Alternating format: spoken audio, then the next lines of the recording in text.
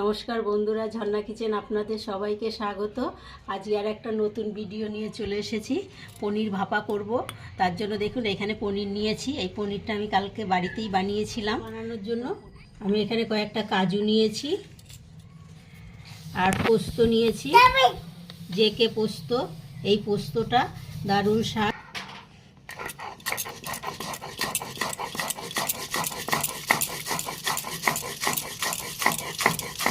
ভাপা তো সবাই খেতে পছন্দ করে, সে যে কোনো ভাপাই হোক। আজকে পনির ভাপা বানাবো, খেতে এতটাই ভালো লাগবে। একবার আপনারা বাড়িতে অবশ্যই বানিয়ে খেয়ে দেখবেন। পনির ভাপা দারুণ হয় খেতে। পনিরের তো অনেক রকম রেসিপি খেয়েছেন, একবার ভাপা বানিয়ে খেয়ে দেখবেন। বন্ধুরা দেখুন আমার নাতি কিরকম দুষ্টামি করছে, কিছুতেই ভিডিও বানাতে দিচ্ছে না।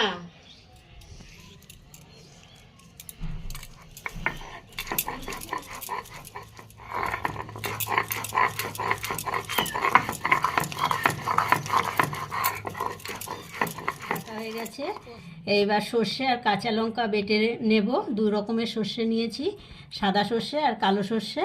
এবার একসাথে বেটে নেব।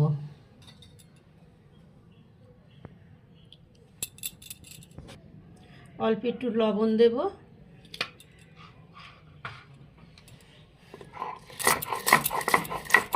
নুন দিয়ে সর্ষে বাটলে সর্ষে বাটাটা তেতো হয় না, আর খেতেও খুব ভালো ঝাঁঝ হয়।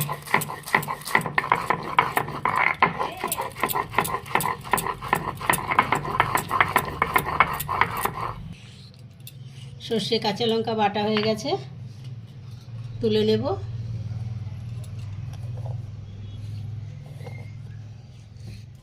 সর্ষে আর পোস্ত সব একসাথে মিশিয়ে নিয়েছি।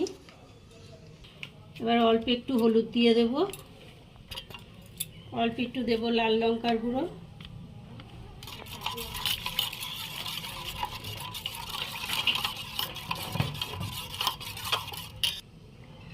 সর্ষে বাটার সময় নুন দিয়েছি আর সামান্য একটু লবণ দিয়ে দেব। এবার পনিরটা দিয়ে দেব।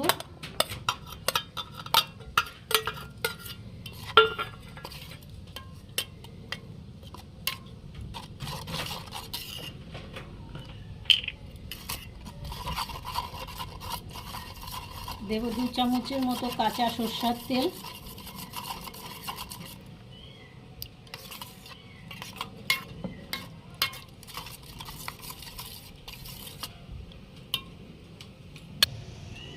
এবার ওপর দিয়ে ধনেপাতা কুচি দিয়ে দেব, আর দেব 2টো কাঁচা লঙ্কা।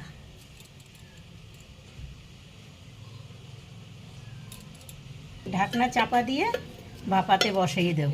কড়াইতে জল বসিয়েছি, জলটাও ফুটে গেছে। এবারে স্ট্যান্ড দিয়ে বাটিটা বসিয়ে দেব,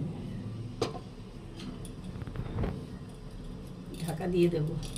এবার ঢাকা চাপা দিয়ে 10 মিনিট ভাপাতে দেব। 10 মিনিট হয়ে গেছে, এবার নামিয়ে নেব।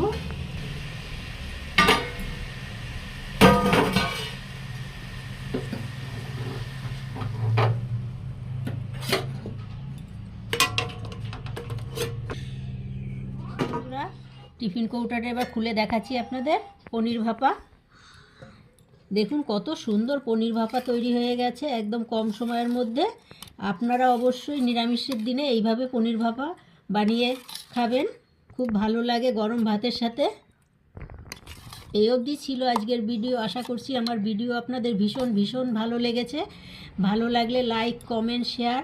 আর আমার চ্যানেল এখনও সাবস্ক্রাইব করা না থাকলে অবশ্যই আমার চ্যানেলটি সাবস্ক্রাইব করে আমার পাশে থাকবেন। পাশে থাকা বেল বাটনটি অন করবেন। যখনই নতুন ভিডিও আপলোড হবে সবার আগে নোটিফিকেশন আপনাদের কাছে পৌঁছাবে।